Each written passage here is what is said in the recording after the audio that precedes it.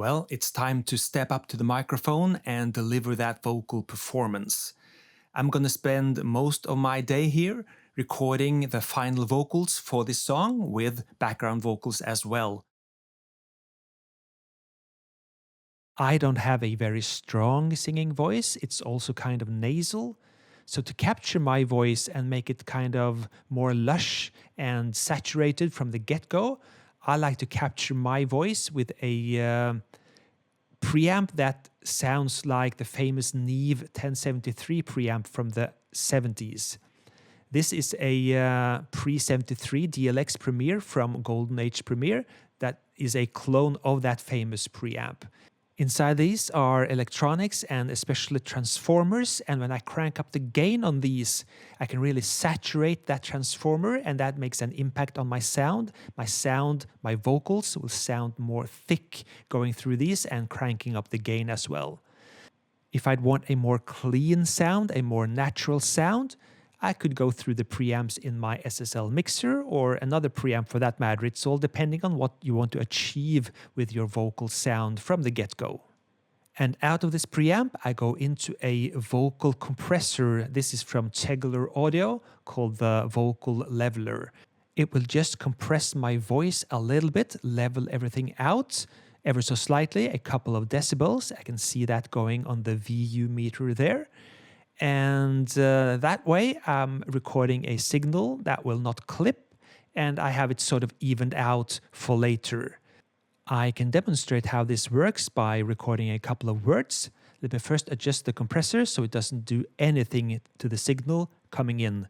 Here are some words. A, B, C, D, E, F, G, H. So I got no help from the compressor here. It let through everything and I clipped every other word. Let's go to the opposite direction. Now it's compressing a lot. A, B, C, D, E, F, G, H. But now you can say it takes away a little bit of the dynamics in my voice. So a medium setting is perfect when you're recording your vocals. So let's try that, a medium setting. A, B, C, D, E, F, G, H. And here it's doing exactly what I want. It evens out the vocals coming in ever so slightly. You can clearly see it from the three different waveforms. The last one is the one that's preserving the dynamics, while it's not clipping my voice when I really go for it. So this is the setting I'm going for. This is a Neumann U89 condenser big membrane microphone, and it has different polar patterns. Right now it's set up for a cardioid pattern, which means it's recording basically from this angle where my mouth is and directly into the microphone. It doesn't pick up all that much from the sides or from the back. But if I put it in Omni mode, it'll also record from the back. When I record in cardioid mode, picking up from pretty much from the front, it also boosts the lower frequencies of my voice. That's why expensive microphones also often have high-pass filters, hardware filters directly on the microphone, so I can high-pass out the lower frequencies. I like to do that in the DAW later, so I'm not going to engage that. But when you have the microphone in Omni mode, you have no proximity effect from boosting the low frequencies at all. So this is perfect if you want to record whispers and very soft-spoken words. Most of the time when you record vocals, you're not using that, you're using a cardioid mode. So I'm going to use that today.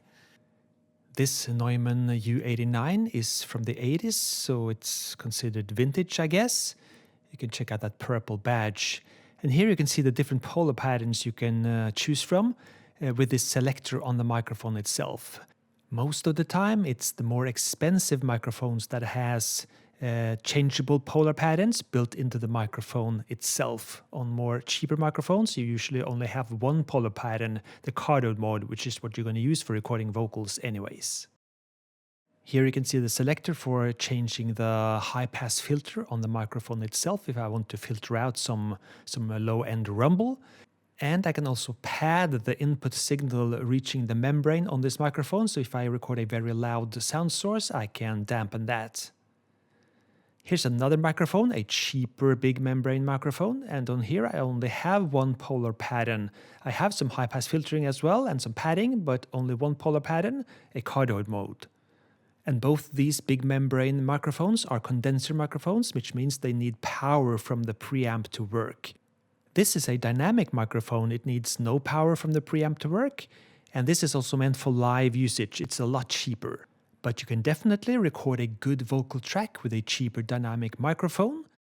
And there were numerous hits in the 80s that were recorded with dynamic microphones like this.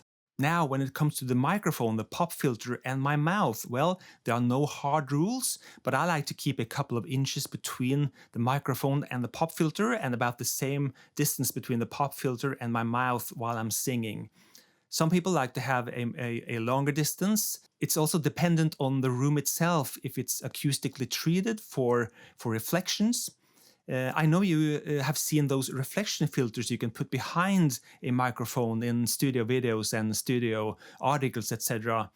And while it doesn't do any harm to have a reflection filter behind the microphone, it doesn't really do all that much either. You're much better off dampening reflections coming from the wall behind you going into the microphone.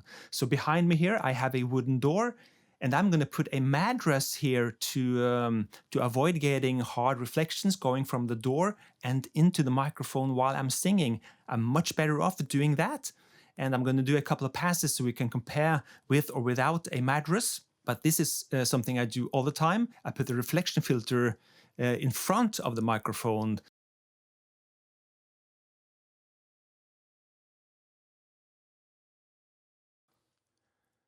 Can I go back? Can I go back in time? I wanted more. I wanted to say so much. I wonder why we didn't make it through. I wonder why. Can I have one more go?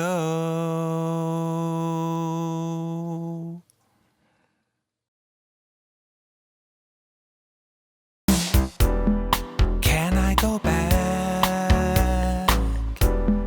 Can I go back in time? I wanted more. I wanted to say so much. I wonder why we didn't make it through. I wonder why.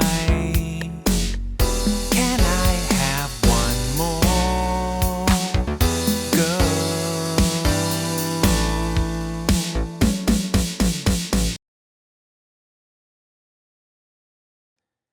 Can I go back? Can I go back in time? I wanted more. I wanted to say so much.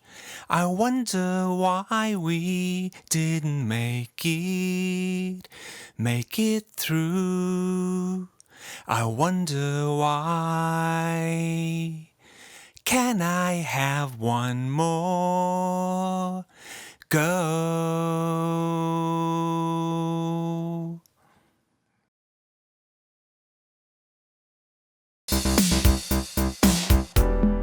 Can I go back? Can I go back in time? I wanted more. I wanted to say so much. I wonder why we didn't make it through. I wonder why. Can I have one more go?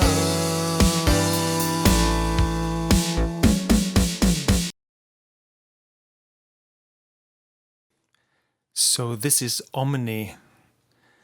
Takes up from a whole round microphone.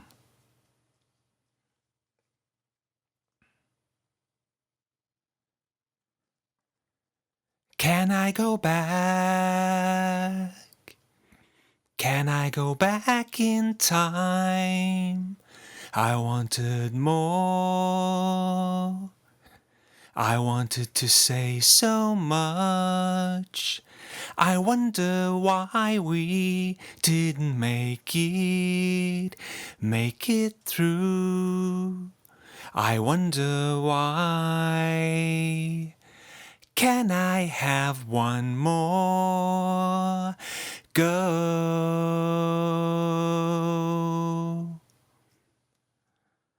One call, the sound of violence. I'll be there.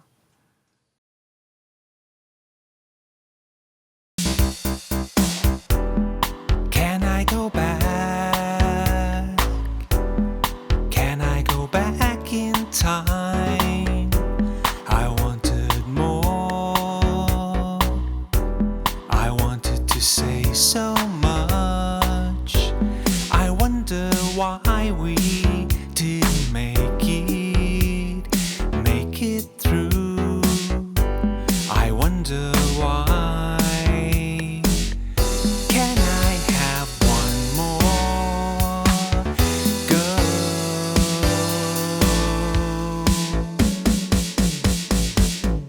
One call, the sound of violence. I'll be there. Can I go back? Can I go back in time? I wanted more. I wanted to say so much. I wonder why we didn't make it through. I wonder why. Can I have one more go? Let me spend a couple of hours here and I'll return soon.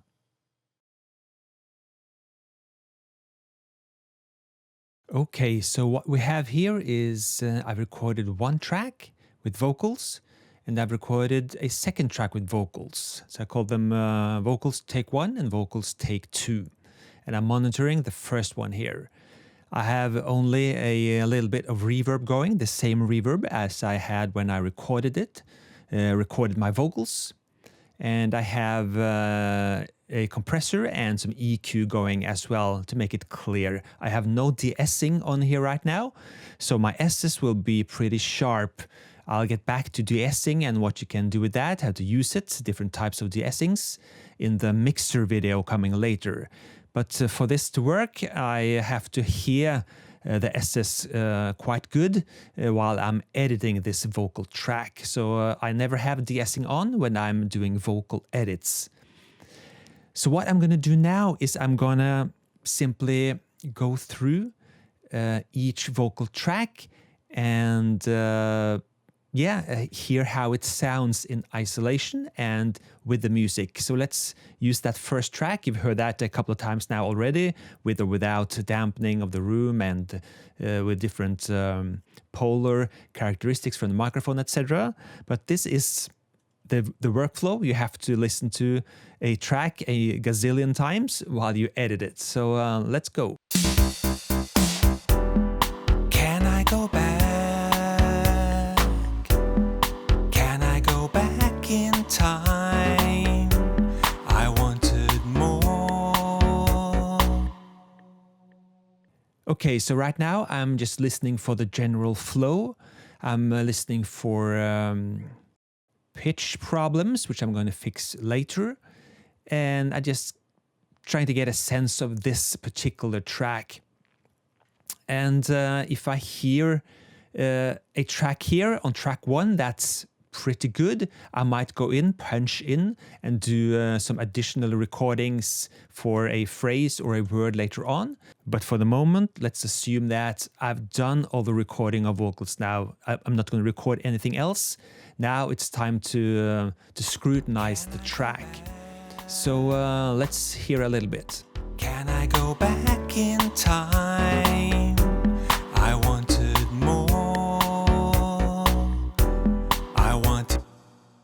Okay, so what I could hear is right here. Let's solo that.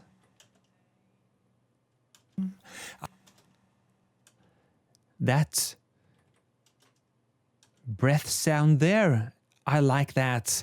And this is something I do quite a lot. I copy a piece of breath, especially in the verses. So I'll copy that. So I'll find another spot where I think I need a better breathing sound for my voice just before I sing a phrase. I wonder why we didn't make it through. I wonder why. Can I? Like here, for instance, this is a good place to use that breathing sound here. So I'll just copy that over here and see how it fits. Can I? Why? Can I? Perfect. Wonder why. Can I have one more go? So this is a good example on how I edit my vocal tracks. I'll copy a little part and paste it in somewhere else where I think it's needed. Go back. Can I go back in time? I wanted more. I wanted to say so much. Here I heard a little bit of noise I want gone. Let's solo that.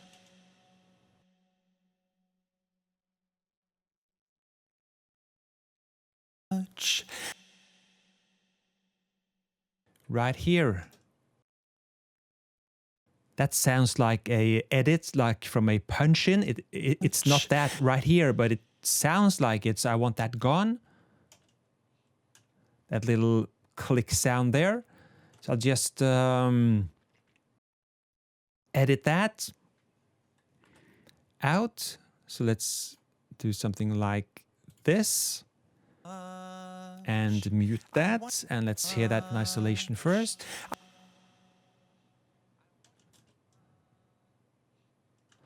But now we have a problem with the exhale being abrupt. So we can do that in different ways. I can paste in that from before, like I showed you, or I can do a fade in of the breath sound right there by making a little fade in like this. Let's hear that. I wonder why so that sounds natural. Didn't make it through. So that's how we get rid of unwanted clicks and pops, and how to edit the exhale or inhale just before the new vocal phrase. Another thing that's also very common to do, and also how we did it in the 80s, although we comped, that is, we put together a final vocal track from different takes, like I'm having here. I have 2 takes here.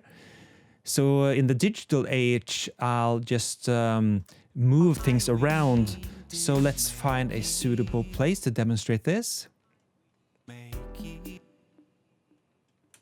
Okay. Make it. So I don't particularly like this. So maybe this take is better. So let's hear that instead. Yeah, I like that better. So now we'll just put that part over here instead, because this is my final, this is going to be my final comped master vocal track for this verse. Again, it's a matter of just finding a nice spot to edit this. For example, like this. And I never delete these tracks, but I'll do something like this. I'll just move this away and mute it. And I'll put this up here instead. So let's check that. Why we didn't make it. Why we didn't make it through. I could also have done this, marked the two adjacent tracks as well, and do a crossfade like this between them. Clicks or plops would disappear if we did that. So I'll just leave that crossfade in. I can always delete that crossfade later if I'm not satisfied with it. So this is basically how I'll do with the entire recorded track. I'll have my different takes, maybe 4 or 5 vocal tracks where I've sung through the whole song from start to finish, and I just pick out the best parts of each of the vocal tracks and comp it into one final track. But some of these will not be good enough in terms of pitch, and then I'll pitch correct them, and I'll get back to that shortly in this video. And later I'll trim this down exactly where I want it to be. For now, this is good enough. Can I go back in time? I wanted more. I wanted to say so much. I wonder why we didn't make it through. I wonder why. Can I have one more go? And pay attention again to that piano in the background. Even while I'm doing vocal edits, I'm holding on to that simple piano sound. I will not enable any chorused electric pianos, etc. before I'm done with the vocal edit. It's much easier also when you're editing the vocals, not having chorus sounds to distract you from pitch problems, etc. So I'm gonna keep working on the vocal track for this entire song, and I'll come back when it's time to do some vocal tunings and pitch tunings. You don't hear about this a lot today, you don't read about this a lot today, but there were a lot of stars in the 80s that had different constraints preventing them from delivering a solid vocal performance in terms of pitch. Sometimes the stars would come into the studio with very little time, but they deliver a killer vocal performance in terms of sound and emotions, but the pitch might be slightly off. And then it was up to the production team later to fix that pitch intonation. And that's the technique I'm going to use and show you today, how we used samplers to correct that. So here it is again, the Akai S900, and I've sampled a phrase from the first verse. Let's listen to it. Can I have one more? Can I have one more? Can I have one more? So what I'll do now is I'll record the MIDI data into the DAW where I press that C key, which holds the original pitch, the recording of that phrase. And once the MIDI data is recorded, where I press down that C key, I will then use the pitch bend wheel and slightly adjust the pitch up or down where necessary. And I'll record that MIDI data as well, and then I'll record the audio from those MIDI takes. So first, let's study that phrase, let's listen to it and decide where we should go with the pitch bend wheel. Can I have one more? Can I have one more? Can I have one more? Can I have one more? So what I hear is that the first 3 words needs to be pitched down a little bit, as well as the last word. So I'll set the pitch bend range on the S900 to do only 1 semitone at its full range, so it'll be easier to make minor adjustments. And again, remember, using the pitch bend wheel, recording us using that pitch bend wheel is also the same as recording MIDI data. So we can go in and edit those MIDI data later to really tailor our use of the pitch bend wheel to correct at a very fine level of detail. So in blue here now, we have the track of me pressing that C key recorded as MIDI data. Now we'll use the pitch bend. Can I have one more? Can I have one? Can I have one more? Can I have one more? Can I have one more? Can I have one? Can I have one more? Okay, I think I have it. Let's record it. I wonder why. Can I have one more? Girl? So that's in the can. I've recorded pitch bend controller data, and I can go into that and adjust that if I want to really tailor the pitch bend wheel. So my vocal phrase will sound exactly as I want it. If there's too much to edit, I can always record it once more if I want to. I wonder why. Can I have one more? Girl? And when I'm happy, I'll record this as audio so I can blend it in with the rest of the vocal track. And afterwards, this will be swapped out with the gray unused part above it. Can I have one more? Girl? Before we do that, let's just compare the two first so we're not mistaken. Can I have one more? This is the one we now corrected with the pitch bend wheel. And this is the original one. Can I have one more? Can I have one more? So this is clearly the better one. Can I have one more? Both in unison will not be used here, of course. Can I have one more? Can I have one more? And like I told you in the intro to this segment, there are times when I deliver a good vocal performance, but I'm slightly out of pitch. Then I'll go in and correct it this way. And for historical purposes, here's the box that really started the trend of destroying vocals and vocal sound.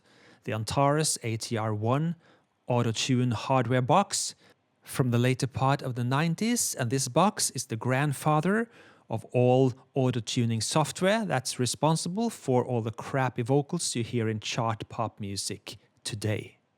Today, this lives inside the DAW as a plugin, a software program, but it works by you setting the scale of the song you're singing, and it can be automated to adjust your vocals. When you hear my call. Right now, it was working in a chromatic mode, which means that it will adjust every tone within that 12-tone scale from C to C.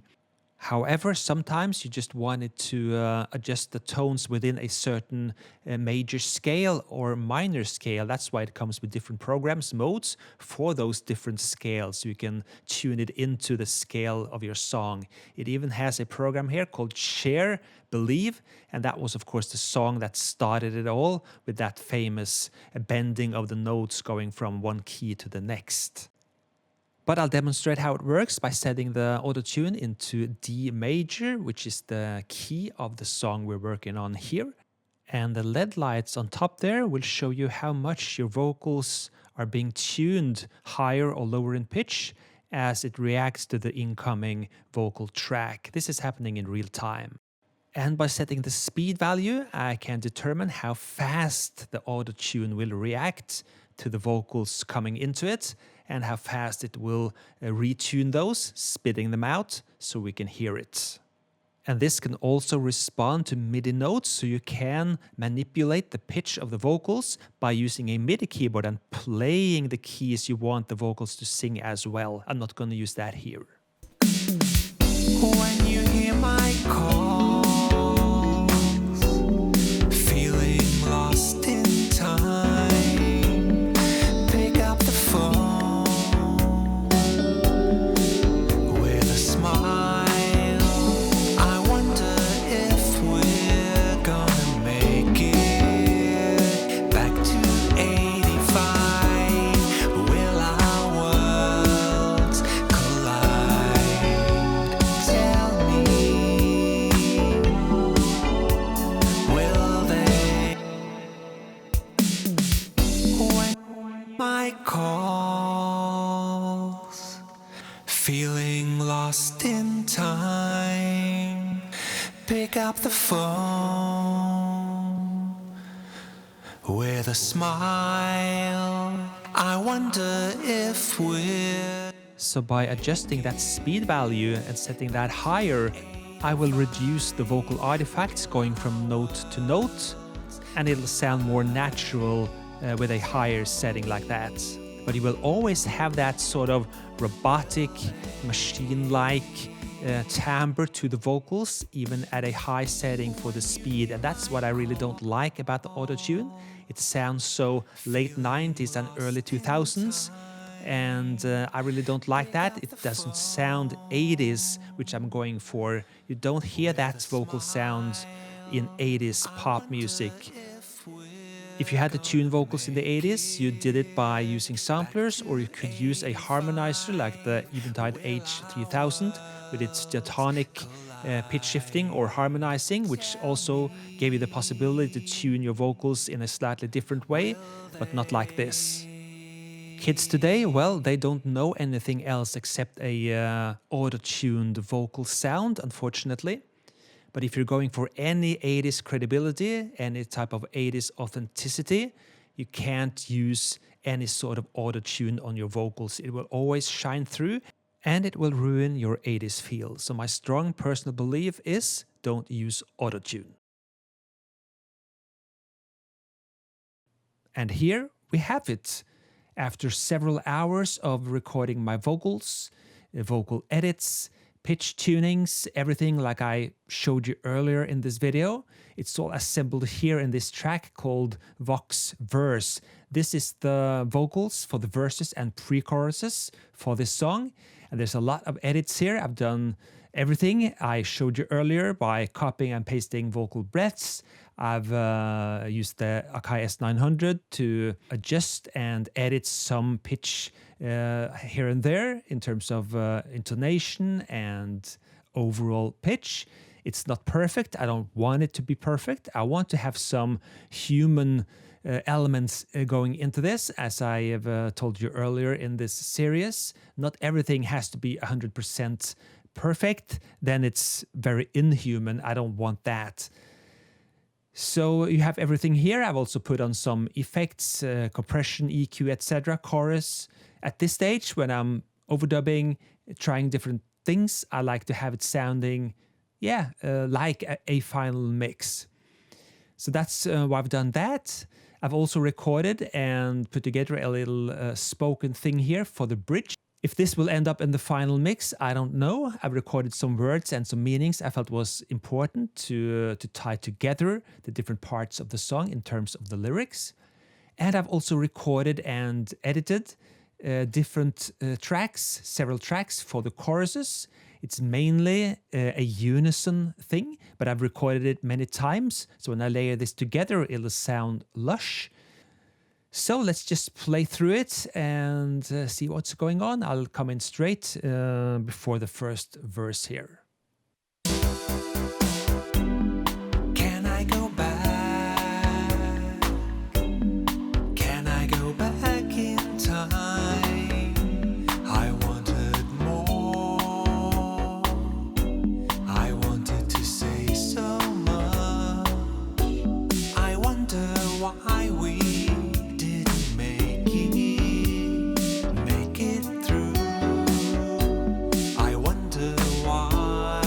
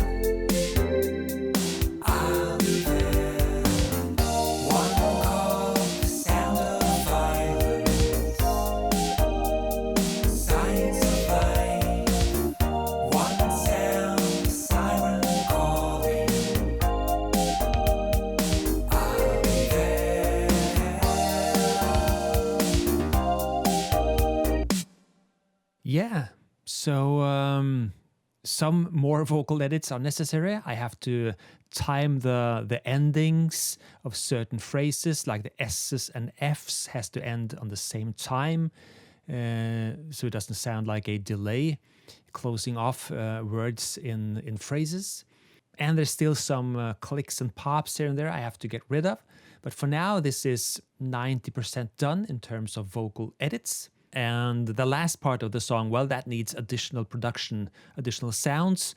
But I'll do this at the very, very end when I sugarcoat everything, because I'm not sure at this point exactly what I will do at the end there. I hope to have the solution ready as I work on this a bit more.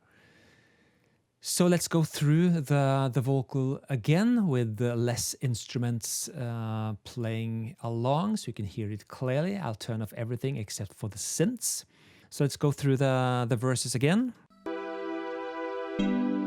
Can I go back? Can I go back in time? I wanted more.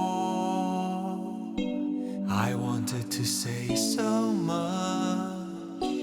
I wonder why we didn't make it through. I wonder why. Can I have one more go? And here's the thing we did with the S900 when we changed and tuned the vocals. Can I have one more? Like we did earlier in the video. So here and there, the S900 has taken care of some pitch intonation problems. And I've done all this by sampling the phrase and tuning the vocal with a pitch bend wheel. So there's no auto-tune here at all, no Melodyne, etc. It's all done the old school way. But most of all, I've sung it pretty much in pitch to begin with. Go.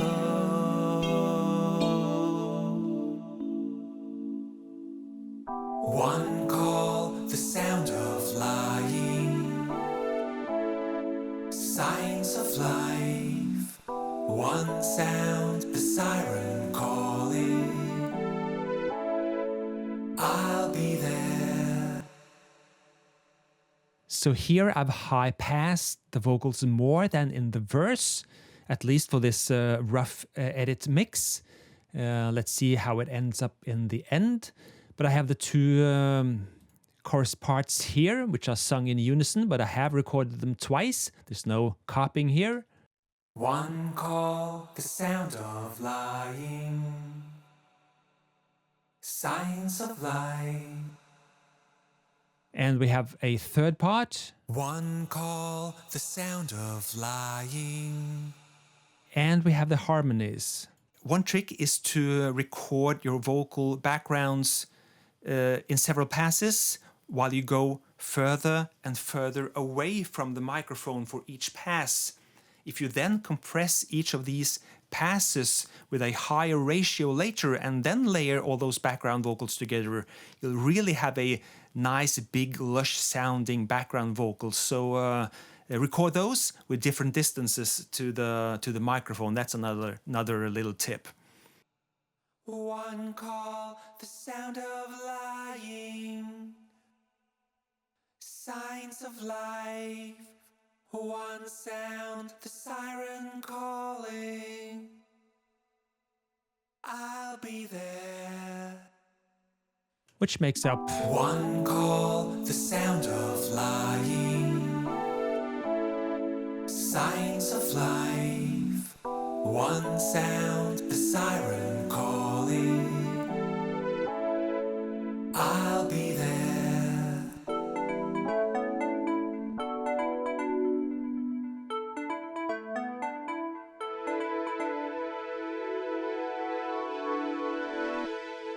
and going into that second verse. When you hear my calls, feeling lost in time, pick up the phone with with a smile. I wonder if we're gonna make it back to 85. Will our worlds collide? Tell me,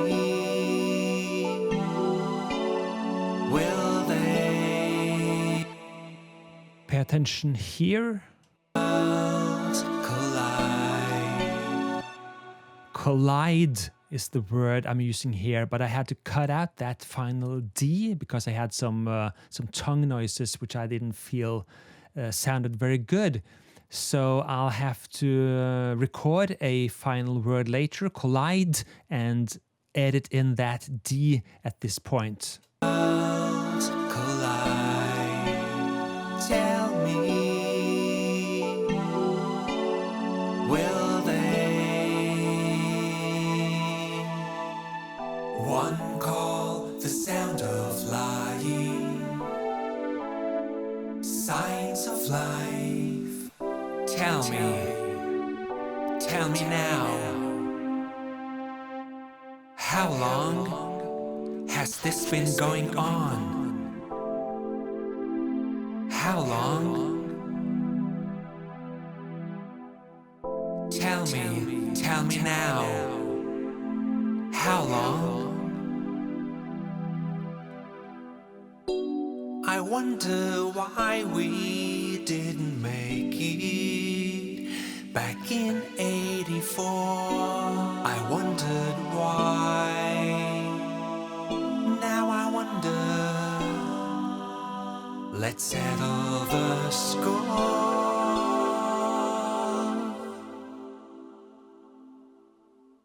One call, the sound of lying. I'll be there. One call, the sound of violence. Signs of life. One sound, the siren calling. I'll be there.